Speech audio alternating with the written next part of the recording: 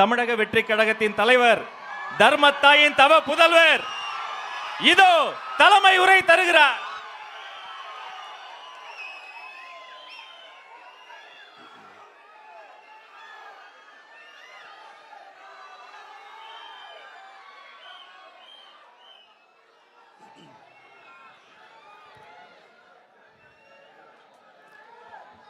நம்ம கட்சியினுடைய 2வது ஆண்டு விழா, அதாவது 3rd இயரோட தொடக்க விழா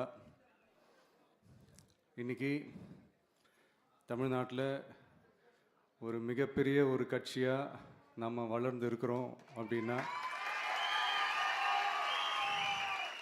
அது உங்களால் தான்.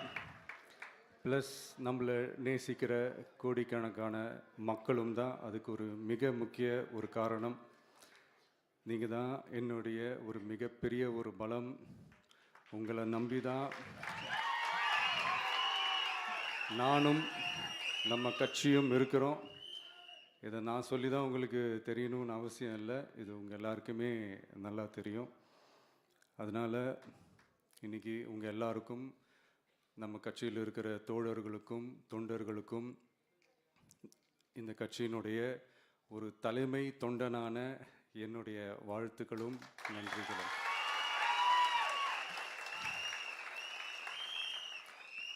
அப்புறம் என்ன, மைக்கை பிடிச்சாச்சு, வெடியை கொளுத்தி போட்டுருவோமா?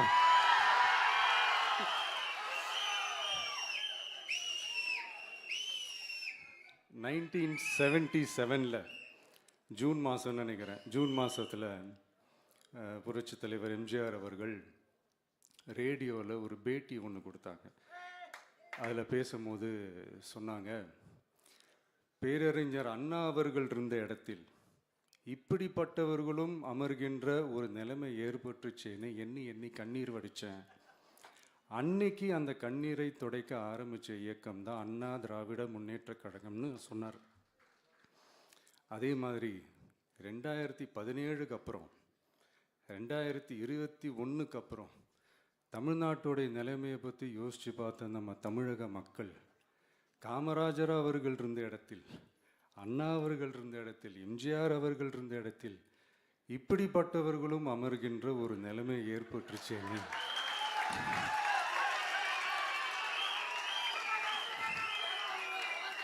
தமிழக மக்கள் கண்ணீர் வடித்தாங்க. இன்னைக்கு இந்த கண்ணீரை துடைக்க ஆரம்பித்த இயக்கம் தான் தமிழக வெற்றி கழகம்.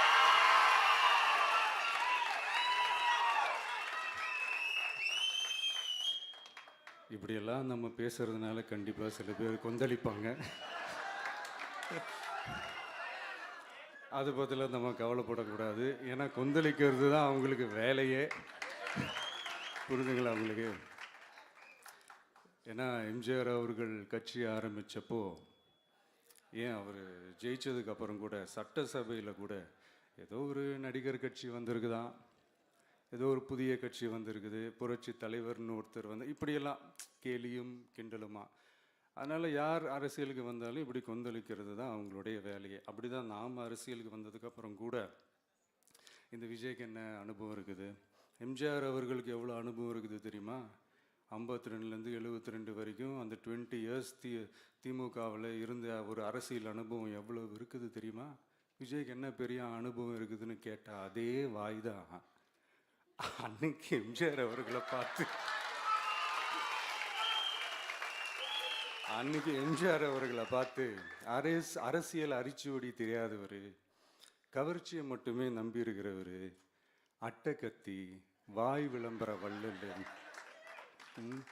இவருக்கு கேள்வி மட்டும்தான் கேட்க தெரியும், பதில் சொல்ல தெரியாது, நிருபர்களை சந்திக்க மாட்டார், டெல்லியை வகச்சிக்க மாட்டார், மேலே இருந்து அவருக்கு அவ்வளோ ப்ரெஷர் இருக்குது, அப்படி இப்படின்னு சொன்னதும் அதே வாய் தான். அதனால் எம்ஜிஆர் அவர்களை மட்டும் இல்லை, அவருடைய தொண்டர்களை கூட விட்டு வைக்கலை. அது என்னது, இந்த பளபளப்பு ஜொலி ஜொலிப்பை பார்த்தா பல்லிழிப்பவங்க, இப்படியெல்லாம் கிண்டலும் கேலியுமா, இது எல்லாம் மக்கள் ஒரு மாதிரி சைலண்ட்டாக வாட்ச் பண்ணிக்கிட்டு என்ன பண்ணாங்கன்றது உங்களுக்கே நல்லா தெரியும். அவர் ஜெயிச்சதுக்கப்புறம் இந்த அரசியலில் பழந்துன்னு கொட்டை போட்டு அனுபவிச்சாலையும் இருப்பாங்கன்னு சொல்லுவாங்கல்ல, அவங்க எல்லாருக்குமே அந்த கோட்டைன்றது ஒரு பகல் கனவாகவே மாறிடுச்சுன்னா பார்த்தீங்க. 77 மாதிரியே இப்போவும் அந்த பழைய தேஞ்சி போன துருபிடிச்சி போன நஞ்சு போன அதே அந்த பழைய வெப்பனையும் இப்போவும் கையில் எடுக்கிறாங்க. அதனால் மை டியர் ஜென்டில்மேன், டெக்னாலஜிலாம் வளர்ந்து வேற எங்கேயோ போயிட்டுருக்கு. அட்லீஸ்ட் உங்கள் டெக்னிக்கையாவது கொஞ்சம் மாற்றுங்க பாஸ்.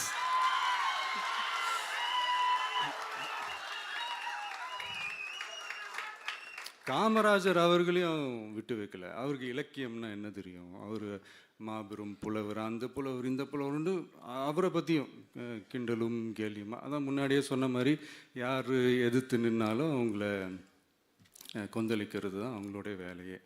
ஸோ இப்படி அவங்க பண்ணுற தப்பெல்லாம் நம்ம எடுத்து சொன்னால், அவங்க பண்ணுற அட்ராசிட்டியை பற்றி நம்ம எடுத்து சொன்னால், அவங்க பண்ணுற அந்த ஊழலை பற்றி தான் நம்ம எடுத்து சொன்னோம். முக்கியமாக நாம் அதை எடுத்து சொன்னால் 50 வருஷத்துக்கு முன்னாடி இருக்கிற அதே தகர டப்பாவை எடுத்து உருட்ட ஆரம்பிச்சிருவாங்க.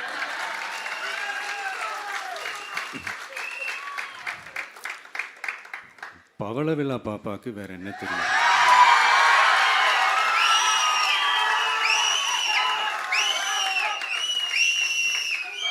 பழைய டப்பாவை உருட்டதானே தெரியும்.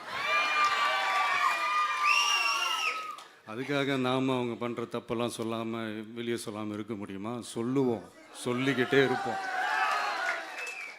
நம்மளை தவிர யார் அவங்கள ஏற்று நின்று கேள்வி கேட்கறது? யாருக்கு அந்த தில் இருக்குது?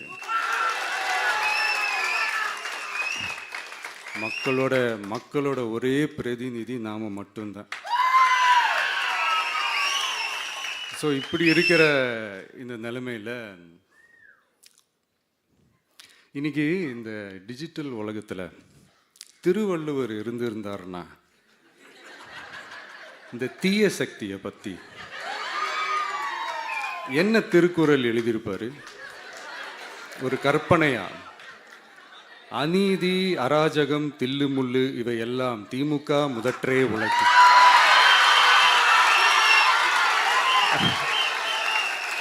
ஒரு கற்பனையா?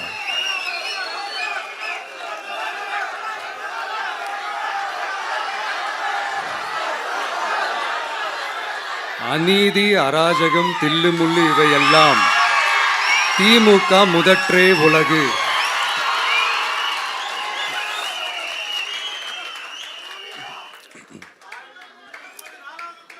அடுத்து இந்த என்னப்பா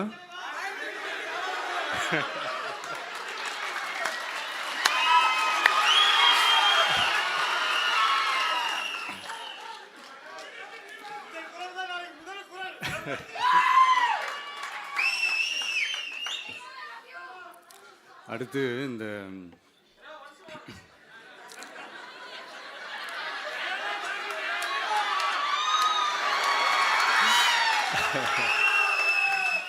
சொல்லிட்டேன், 2 வாட்டி சொல்லிட்டேன்.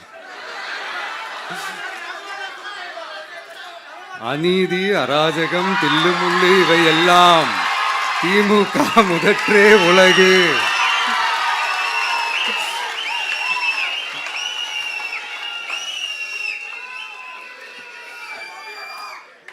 அடுத்து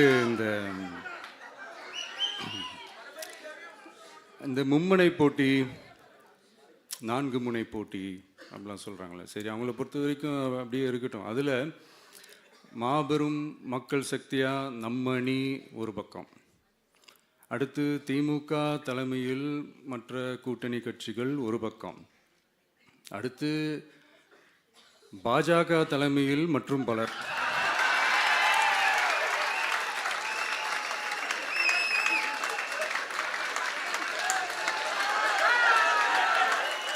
என்னப்பா சிரிக்கிறீங்க? உண்மைதானேப்பா சொன்னேன்.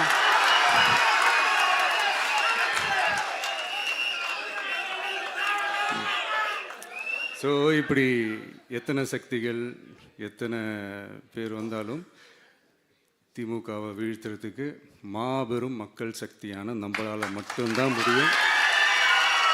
நம்ம டிவிகேவால் மட்டும்தான் முடியும். ஸோ இப்படி இருக்கிற இந்த நிலைமையில ஏய் விஜய் வீட்டு விட்டு வெளியே வா, ஏய் விஜய் வீட்டு விட்டு வெளியே வா, இப்படியெல்லாம் கேட்கும்போது எனக்கு எப்படி அது தோணுதுன்னா, ஐயோ இவங்க ஒவ்வொரு வீட்டில் இருக்கிற ஒவ்வொரு விஜயும் இவங்க கூப்பிடுற மாதிரியே எனக்கு தோணுது. அப்படிதான் எனக்கு தோணுது. அதனால பொறுங்க பாஸ், வருவாங்க, முறையா வருவாங்க. ஓட்டு போடுற அன்னைக்கு ஓட்டர் ஐடியை கையில் எடுத்துக்கிட்டு ஒவ்வொரு வீட்டில் இருக்கிற ஒவ்வொரு விஜயும்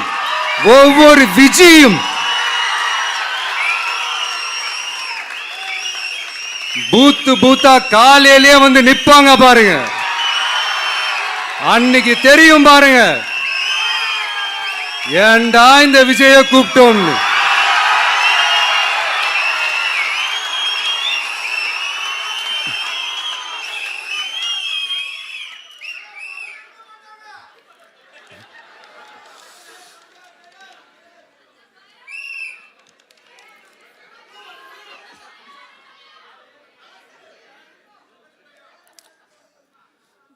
ஸோ இப்படி பேசினா உடனே இவரு நான் சினிமாவா இது அப்படின்ட்டு ஆரம்பிச்சிருவாங்க.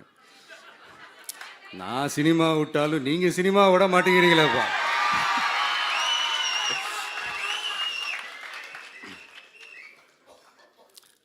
அப்புறம் இன்னொரு ரீசெண்டாக அந்த ஒரு விஷயம் போயிட்டு இருக்குல்ல, இந்த கருத்து கணிப்பு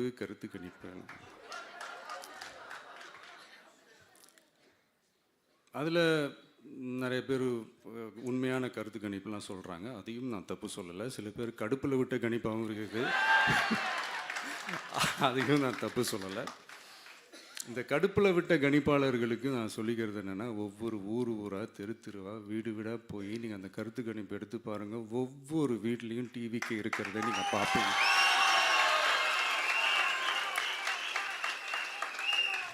அப்படி சப்போஸ் உங்களுக்கு அது ஷாக்கிங்காக இருந்துச்சுன்னா ரப்பர் வச்சு எல்லாத்தையும் அழிச்சிட்டு மறுபடியும் முதல்லேருந்து எடுத்து பாருங்கள், அதே ரிசல்ட் தான் வரும்.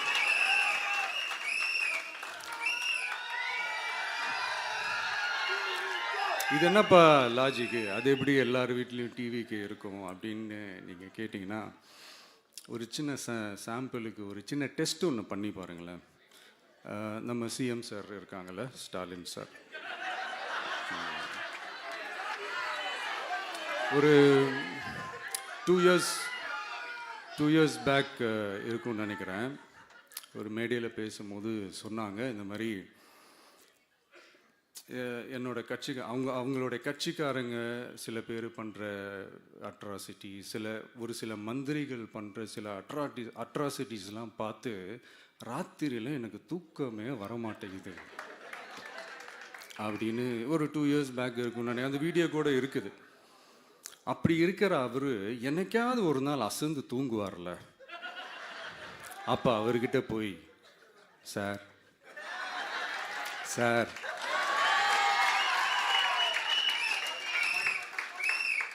எந்த சின்னத்துக்கு சார் ஓட்டு போடுவீங்க அப்படின்னு கேட்டு பாருங்க. விசில் சின்னத்துக்கு தான்.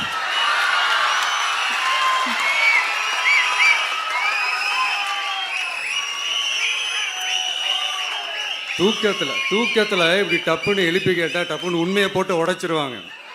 அதுக்கு சொன்ன அப்படி இருக்கிற இந்த நிலைமையில டிவிக்கே வந்து சிட்டியில் தான் இருக்குது, டவுனில் தான் இருக்குது, வில்லேஜ் சைட்லலாம் இல்லை அப்படின்னு சொல்கிறவங்களுக்கு இந்த மாதிரி சில டெஸ்ட் எல்லாம் பண்ணி பாருங்க, தெரியும்.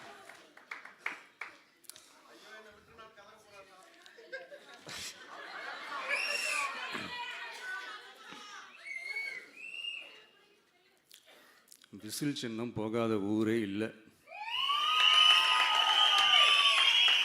விசில் சின்னம் எங்கெல்லாம் இருக்குதோ அங்கெல்லாம் டிவிக்கே இருக்குதுன்னு அர்த்தம். என்னுடைய அம்மா, அக்கா, தங்கைகள், அண்ணன், தம்பிகள் டிவிக்கேக்கு ஓட்டு போடுறத யாராலையும் தடுக்க முடியாது.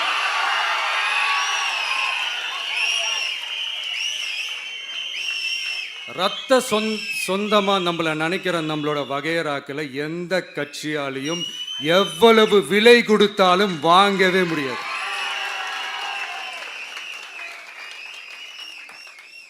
நான் ஓவர் கான்ஃபிடென்ஸில் பேசுகிறேன் அப்படின்லாம் நினைக்காதீங்க. இதுதான் கள நிலவரம், கள யதார்த்தமும் இதுதான். தீய சக்தியை வீழ்த்துறதுக்கு தூய சக்தியான நம்மளால் மட்டும்தான் முடியும். இந்த 2026 சட்டமன்ற தேர்தலில் டிவிக்கே தான் மக்களோட ஒரே ஆப்ஷன். Otherwise no diversion.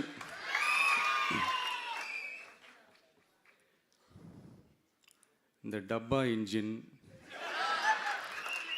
ஓட்டை இன்ஜின், எவ்வளோ இன்ஜின் வந்தாலும் டாப் இன்ஜின்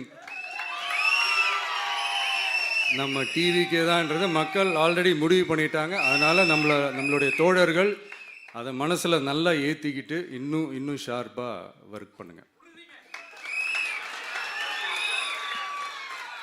நான் ஏற்கனவே சொன்ன மாதிரி ஒன்றியம், நகரம், பேரூர், பகுதி, கிளை எல்லா இடத்துலையும் அந்த பூத்தாக அந்த நம்மளுடைய வேட்பாளர்களுக்கு ஒற்றுமையாக இருந்து வேலை செய்யுங்க. நமக்கு மாபெரும் கூட்டணியான மாபெரும் மக்கள் சக்தியான குடும்பமாக நம்மளோட இருக்கிறாங்க. இன்னொன்று அன்றைக்கி நான் சொன்ன மாதிரி நம்மளுடைய விசில் சின்னத்துக்கு ஓட்டு போட வைக்கிறது மட்டும்தான் உங்களுடைய வேலை. மற்றதெல்லாம் மக்களோட சேர்ந்து நான் பார்த்துக்கிறேன்.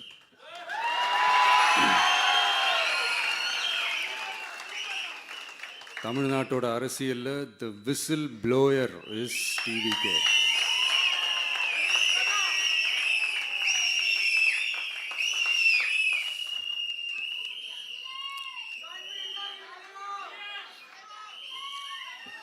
நம்ம மக்கள் இந்த விசில்ல ஊதுல இந்த தீய சக்தியும் இந்த ஊழல் சக்தியும் தெரிச்சு ஓடணும். எப்படி தெரிச்சு ஓடணும்? அன்னைக்கு சென்ட் ஜார்ஜ் கோட்டையில் டிவிக்கு ஆளும் கட்சியா எழும்.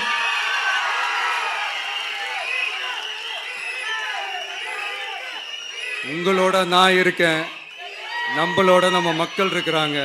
இதுக்கு மேல என்ன வேணும்? கான்ஃபிடென்ட்டா இருங்க, நல்லதே நடக்கும், வெற்றி நிச்சயம். மீண்டும் சந்திக்கும் வரை நன்றி, வணக்கம்.